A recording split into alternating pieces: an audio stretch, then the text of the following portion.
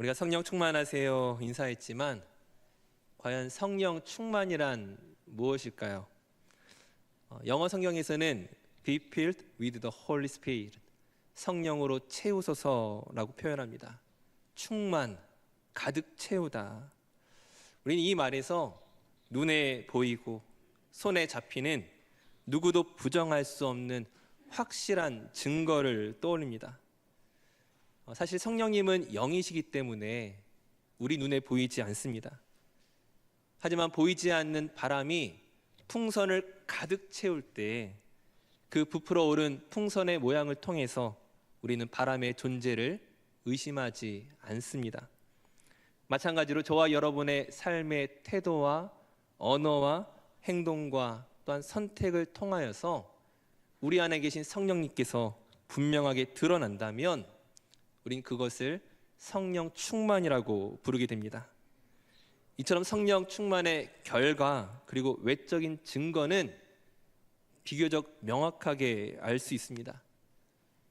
하지만 오늘 다루고자 하는 것은 성령 충만의 외적 결과만이 아닌 그 과정에 대해서 좀 살펴보려고 합니다. 즉 성령 충만이 어떻게 우리의 삶 속에서 이루어지는지를 한번 말씀을 통하여 생각해 보도록 하겠습니다. 저희는 지난 주일 사울의 회심이라는 굉장히 놀라운 사건을 보았습니다. 오늘 본문은 그 이야기에 이어지는 바로 뒷이야기입니다. 잠시 지난주 사건을 돌아보게 된다면 스데반 집사를 죽이는데 가장 앞장섰던 사울은 더 많은 그리스도인들을 잡아 가두기 위해서 대제사장의 공문을 받아 다메섹으로 향하는 길이었습니다. 목적지에 거의 다다랐을 무렵에 강렬한 빛이 그를 둘러쌌고 그가 땅에 쓰러졌습니다. 그때 어떠한 음성이 들립니까? 사울아, 사울아, 네가 어찌하여 나를 박해하느냐? 주여 누구십니까? 나는 내가 박해하는 예수라. 너는 일어나 시내로 들어가라. 내가 행할 것을 내게 이를 자가 있으리라. 이 사건으로 사울은 시력을 잃었고 다른 사람의 부축을 받으며 다메섹으로 들어갔습니다. 바로 그 순간에 다른 한쪽에서는 어떠한 일들이 있었습니까? 주님께서 아나니아라고 하는 제자에게 나타나사 말씀하시는 장면이 오늘 우리가 읽은 본문의 내용입니다. 주님께서 아나니아에게 맡기신 사명이 어떠한 것인지 우리 17절 말씀을 같이 한번 읽어보도록 하겠습니다. 우리 본문 17절 말씀을 함께 같이 읽겠습니다. 아나니아가 떠나 그 집에 들어가서 그에게 안수하여 이르되 형제 사울아, 주 곧 내가 오는 길에서 나타나셨던 예수께서 나를 보내어 너로 다시 보게 하시고 성령으로 충만하게 하신다 하니. 아멘. 주님의 명령은 명확했습니다. 앞을 보지 못하게 된 그 사울의 눈을 뜨게 하고 특별히 그를 성령으로 충만하게 하신다는 것이었습니다. 그리고 그 결과는 놀라웠습니다. 사울의 눈에서 비늘 같은 것이 벗겨지면서 다시금 보게 되었고 그가 세례를 받았습니다. 그 뒷 말씀을 계속 읽어보게 되면 그리스도인을 박해하던 사울이 이제 도리어 예수님을 전하는 사람으로 완전히 변화하게 됩니다. 즉시로 회당에 가서 예수가 메시아이다, 예수가 주라고 당당히 전파하기 시작합니다. 이처럼 놀라운 기적이 일어나고 담대하게 복음을 전하는 모습, 과연 이 모습은 성령 충만일까요? 맞습니다.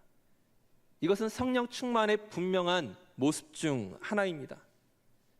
하지만 우리는 이것을 성령 충만의 전부라고 여겨서는 안 됩니다. 즉 기적이 나타나고 두려움 없이 복음을 전하는 그 결과만큼이나 그 결과에 이르기까지의 과정 또한 너무나 중요하기 때문입니다. 오늘 두 가지를 살펴볼 텐데 그 첫 번째는 아나니아를 통하여 성령 충만의 모습을 보고자 합니다.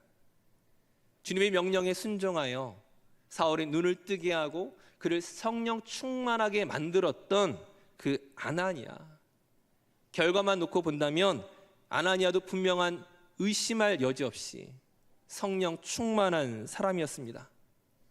근데 그의 순종의 모습을 보게 되면 우리의 생각과 우리의 기대와는 조금 다른 모습을 보게 됩니다. 본문 11절 말씀에 보게 되면 이렇게 말합니다. 주께서 이르시되 일어나 직가로 하는 거리로 가서 유다의 집에서 다섯 사람 사울이라 하는 사람을 찾으라. 그가 기도하는 중이니라. 사울을 찾으라고 주님께서 명령하십니다. 성령 충만한 사람은 어떻게 반응해야 할까요? 주님의 말씀이 떨어지기 무섭게 한치의 망설임도 없이 담대하게 즉각적으로 순종하는 그 모습을 우린 상상하실 것입니다. 주님의 명령에 감히 의문을 제기하거나 반론을 제기한다는 것은 성령 충만하지 않은 모습이라고 아마 우리는 생각할지도 모르겠습니다. 하지만 오늘 본문 속 아나니아의 모습은 조금 달랐다는 거예요. 13절과 14절 말씀을 보겠습니다.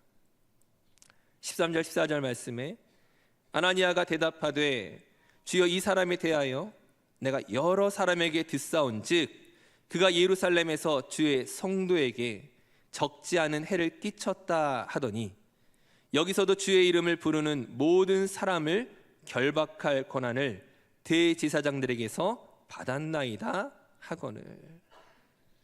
주님의 명령에 즉각적으로 순종하는 것이 아니라 지금 질문하고 있습니다. 질문이라고 하지만 주님의 명령에 대한 항변이요, 또 지극히 인간적인 두려움의 그 모든 것들을 표현하고 있습니다. 주님, 지금 저더러 사울을 만나라고 하시지만 그 사울이 어떤 사람입니까? 그 예루살렘에서 스데반 집사를 죽이는데 앞장섰던 그 사람, 수많은 그리스도인들을 잡아 옥에 가두었던 그 사람, 그리고 지금도 내가 살고 있는 이 다메섹에 있는 그리스도인들을 잡아 옥에 가두기 위해, 그러기 위해 오고 있는 그 사람, 과연 그 사람을 내가 어떻게 만나야 되겠습니까? 이 아나니아의 질문이 당연하지 않습니까? 만약 오늘 우리에게 누군가 찾아와서 한국에서 가장 악명 높은 범죄 조직의 두목을 찾아가 복음을 전하십시오라고 명령한다면 아멘으로 순종할 수 있는 사람이 과연 얼마나 있겠습니까? 우리가 오해하지 말아야 할 것이 한 가지 있습니다.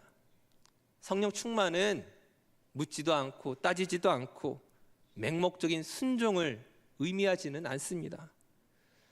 기억하실지 모르겠지만 아주 오래전에 배우 이순재 씨가 출연하는 광고가 하나 있었습니다. 그 광고 문구에 뭐라고 이야기를 해요? 묻지도 말고 따지지도 말고 어디에 가입하라고 하더라고요. 네. 그 광고 문구가 굉장히 유행을 했었는데 결국 그 문구가 문제가 되어서 사용 금지가 됐습니다. 그 문구 사용하면 안 된다라고 이야기를 한 거예요. 왜 그렇습니까? 너무나 당연하죠. 우리의 이성과 감정을 무시한 채 묻지도 말고 따지지도 말고 그냥 하라는 것은 결코 옳은 방법이 아닙니다. 관계 안에서 건강한 소통이 될 수 없는 방법이에요. 사람 사이에서도 그렇고 기업 사이에서도 그렇지만 하나님의 일을 함에 있어서 우리의 인간 이성과 우리의 인격을 모두 치워버린 채 그냥 기계처럼 무조건 따르는 것이 과연 올바른 순종이겠냐 하는 거예요. 저는 지금 순종하지 말라고 말씀드리는 것이 아닙니다. 하나님의 말씀이 떨어지기 무섭게 우리는 순종해야 하지만 기억하실 것은 그 순종이 우리를 영혼 없는 로봇으로 만들지는 않습니다.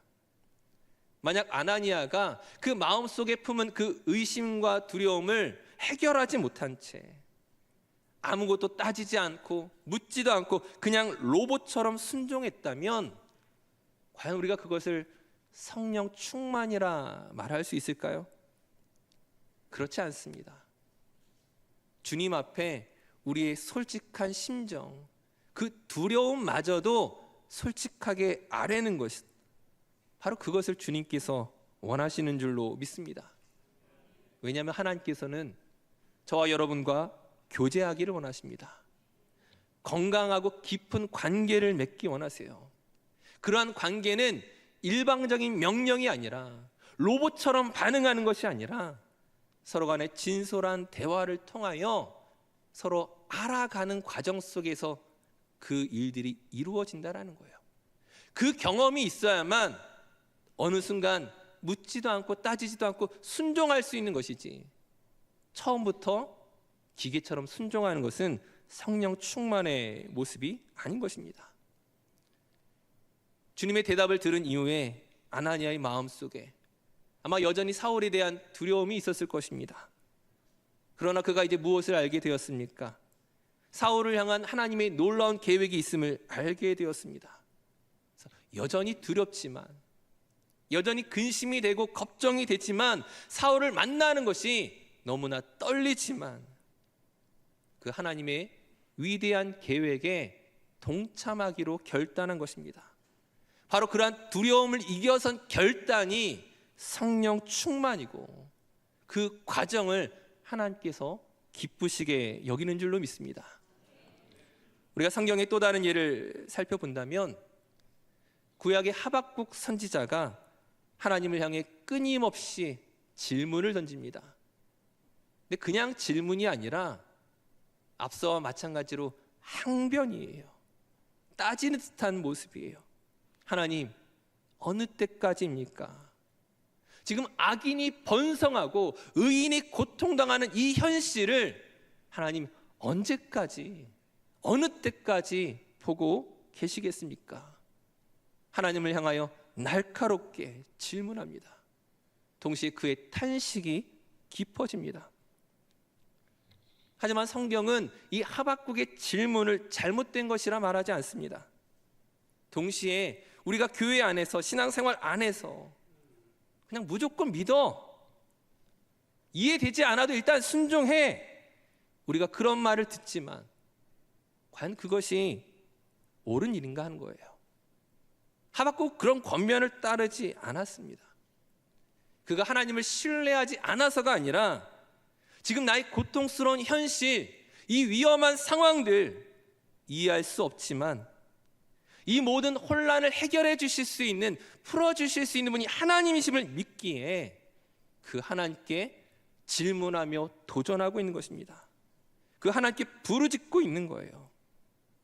다시 한번 말씀드리지만 우리가 신앙생활 하는 데 있어서 그 하나님의 놀라운 신비와 과정을 우리가 어찌 다 알겠습니까? 근데 이해가 안 되고 때로는 납득이 되지 않음에도 불구하고 나는 다 믿는 척, 평안한 척, 아무런 문제가 없는 척, 과연 그것이 참된 믿음일까요? 하나님 앞에 나의 연약함과 의문을 진솔하게 드러내고 하나님의 응답을 기다리는 자세가 사실 하나님이 원하시는 모습일 것입니다. 그렇게 항변하였던 하박국, 그 씨름의 결과로 하박국서라고 하는 위대한 말씀을 우리가 현재 읽고 있는 것입니다. 사랑하는 성도님들, 혹시 여러분의 마음속에 아직 하나님 앞에 꺼내놓지 못한 그런 질문은 없으십니까? 오늘 내게 주어진 상황이, 우리 가족에게 일어난 일들이, 어떠한 문제가 이해되지 않음에도 불구하고 평안한 척 가면을 언제까지 쓰시겠습니까? 그것들을 셀 가족에게 말하고 싶지만 말하는 순간 마치 그것이 불신앙인 것처럼 여겨질까 봐 그런 생각들을 스스로 검열한 채 하나님께, 셀 가족에게, 성도에게, 누군가에게 그 마음을 숨기고 있지는 않습니까? 제가 호주에 있을 때 한 성도가 저에게 찾아와 그런 말을 했습니다. 목사님, 내 삶은 너무나 힘들고 너무나 어려운데 매일매일 눈물 나는 그런 삶을 살아가고 있는데 교회 오면 모두가 행복한 것 같아요. 모두가 밝게 웃고 아무런 문제가 없는 것처럼 살아가는 그 사람들을 보며 난 너무 괴리감이 느껴져요. 나만 버림받은 것 같고 나만 저주받은 것 같아요.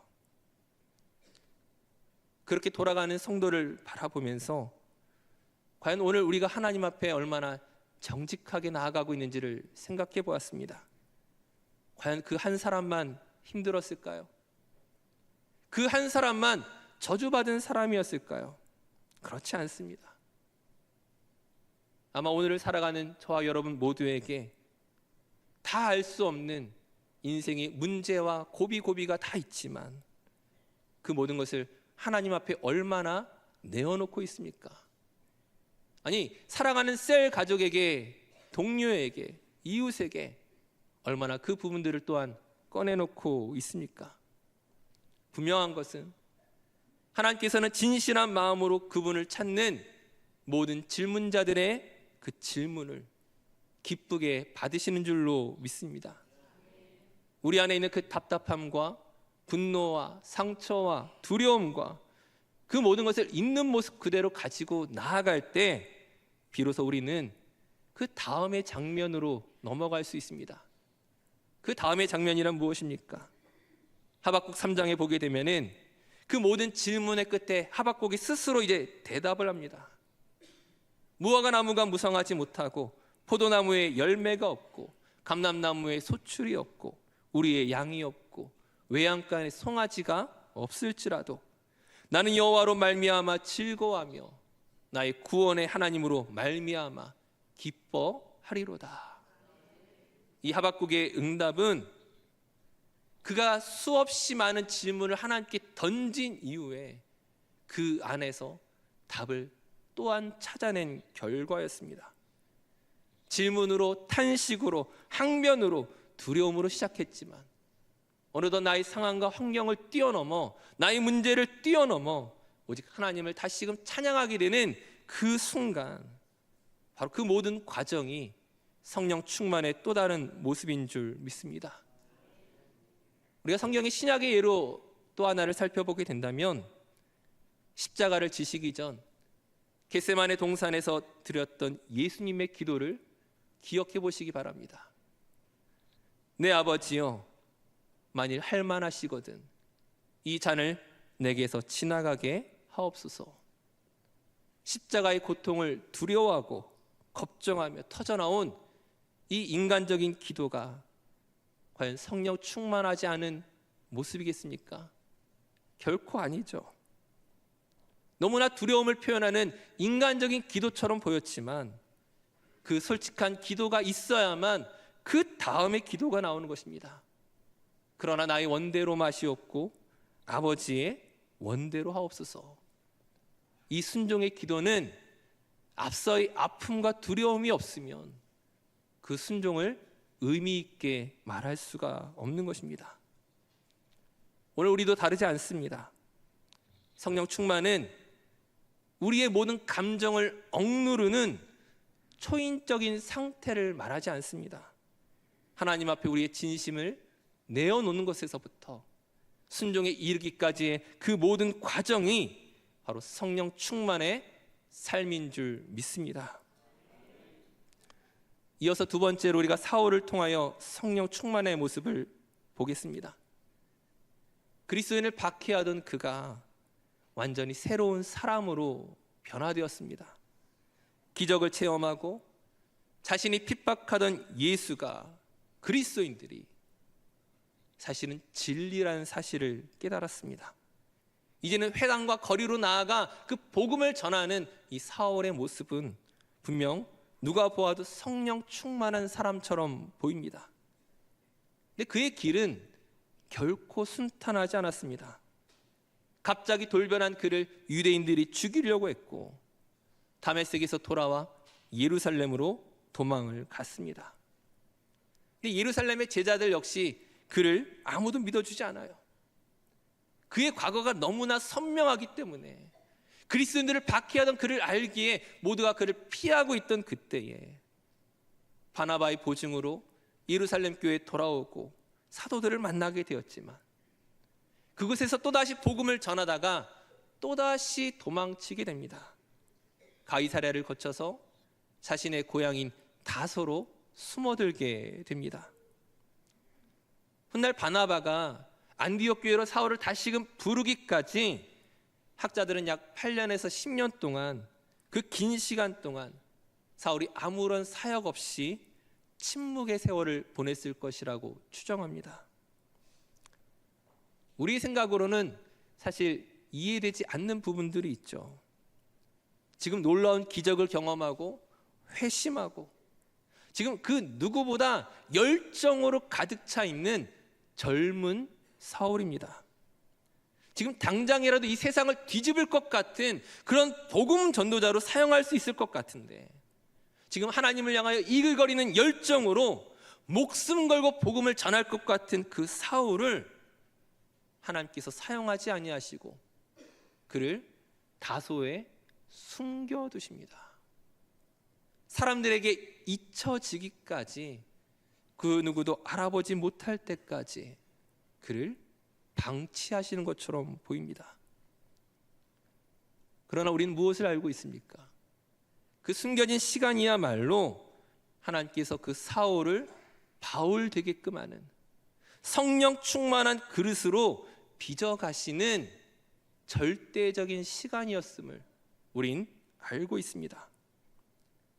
이제 막 회심하여 젊음의 패기로 복음을 전하는 그 사울의 모습도 놀랍지만 하나님은 더 큰 계획을 가지고 계셨습니다. 아나니아에게 말씀하셨던 것처럼 그는 임금들과 여러 왕들과 나라 앞에서 이방인의 사도로서 내가 택한 그릇이라, 그를 특별히 부르고 특별히 사용하기 위하여 특별한 훈련의 과정을 지금 보내고 있는 것입니다. 약 10년의 침묵과 기다림, 내가 없어지는 그 시간들, 그러나 그 시간이 있었기에 그가 이방인의 사도로서 더 깊고 성숙하게 성령의 사람으로 변화된 줄로 믿습니다. 많은 사람들이 성령 충만에 대해서 너무나 단순하게 생각합니다.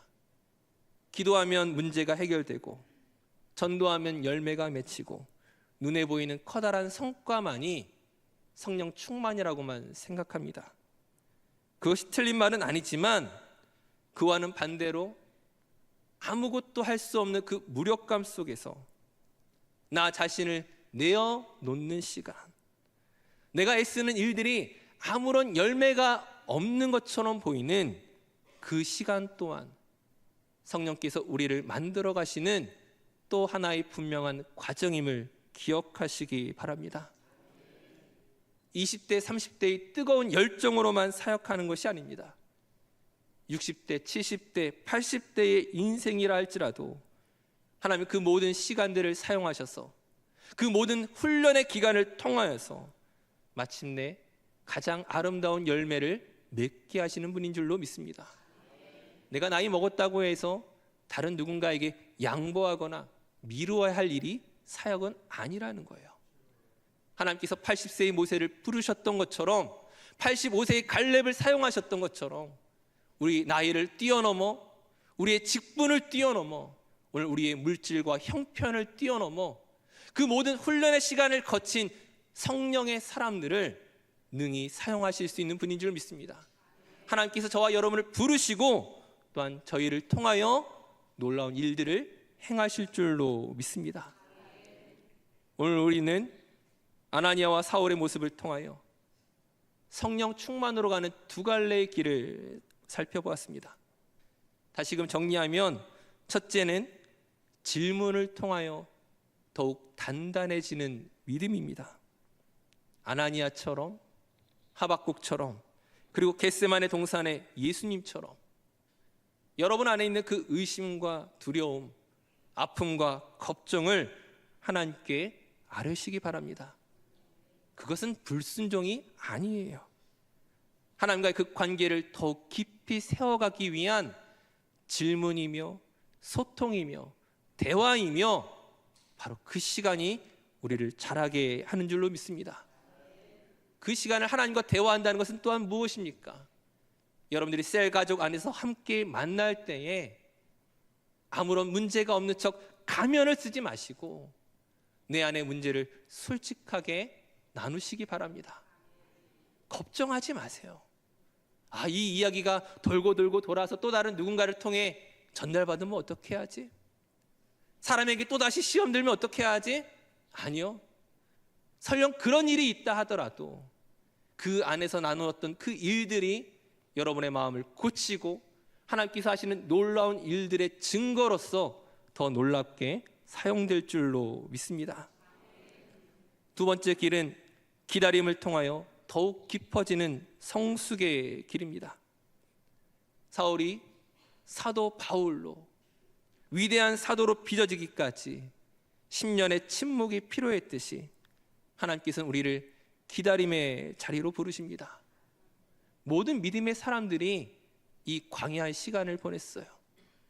다윗이 15년 동안 사울을 피해 광야의 도망자로 살았던 것처럼, 요셉이 감옥 속에서 그의 젊음의 때를 보내야 했던 것처럼, 믿음의 사람들에게 광야가 있었지만 그 기다림은 결코 의미 없는 시간들이 아니었습니다.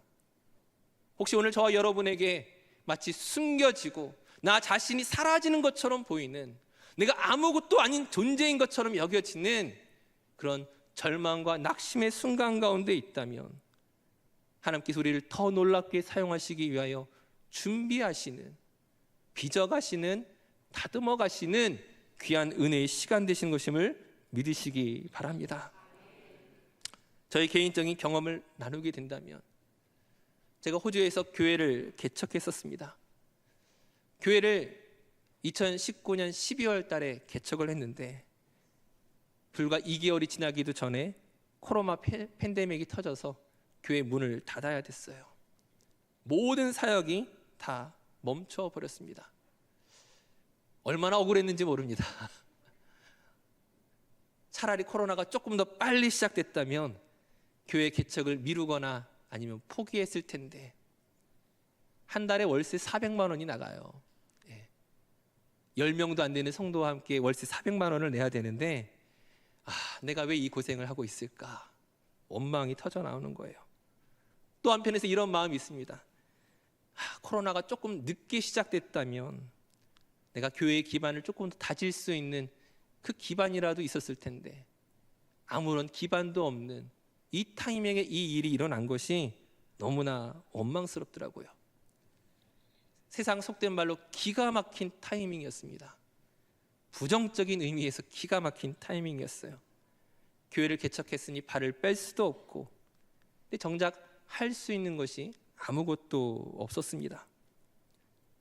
아마 유일하게 할 수 있는 것이 있다면 단지 기도였습니다. 기도라고 말하지만 하나님을 향한 항변이요, 한숨이며 탄식이며 끝없는 질문이었습니다. 근데 그 수많은 질문과 기도에도 불구하고 상황은 바뀌지 않아요.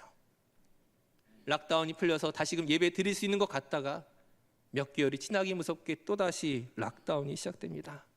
또다시 모이지 못하게 되고 예배하지 못하게 되고 전도하지 못합니다. 하나님, 언제까지 이런 일들을 반복해야 할까요? 버틸 수 있어서 버틴 것이 아니었고 견딜 수 있어서 견딘 것이 아니었습니다. 그냥 그렇게 숨 죽이듯이 그 시간들을 보내고 어느덧 1년, 2년, 3년, 4년, 5년의 시간이 지났습니다. 지나간 시간을 다시금 되돌아보니까요, 무엇을 깨닫게 됩니까? 아무것도 할 수 없었던 그 막막했던 그 기다림과 그때의 탄식과 질문들이 저를 더욱더 깊고 단단하게 만들었다는 사실을 발견하게 됩니다. 그 성령 충만이라는 것이 내가 기도하고 내가 훈련하고 내가 열심히 해서 만들어진 것이 아니라 단지 그 고통의 때를, 광야의 시간을 지나갔을 뿐인데 제 안에 어느덧 하나님에 대한 분명한 믿음이 자라가고 있던 것을 보게 되는 것입니다. 이번 한 주간 다시금 말씀을 준비하며 기도하는 가운데 제 자신을 돌아보았습니다. 솔직히 고백하면 지금의 저에게도 하나님을 향하여 수많은 질문들이 있습니다.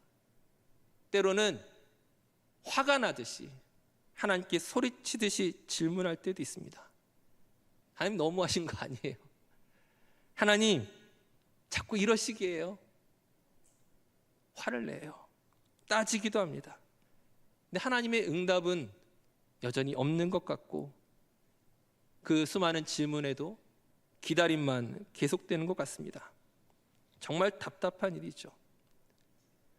하지만 말씀을 준비하는 가운데 다시금 고백하고 다시금 깨닫게 되는 것은 지나온 제 삶의 과정에서 뒤돌아보면 언제나 하나님은 선하시고 신실하시고 그분의 완전하신 계획 가운데 저를 인도하셨음을 보았던 것처럼 지금의 고통과 지금의 질문과 탄식 속에서 여전히 하나님은 일하고 계시고 선하신 일들을 행하실 줄로 믿습니다. 사랑하는 성도님들, 여러분의 삶은 어떠십니까?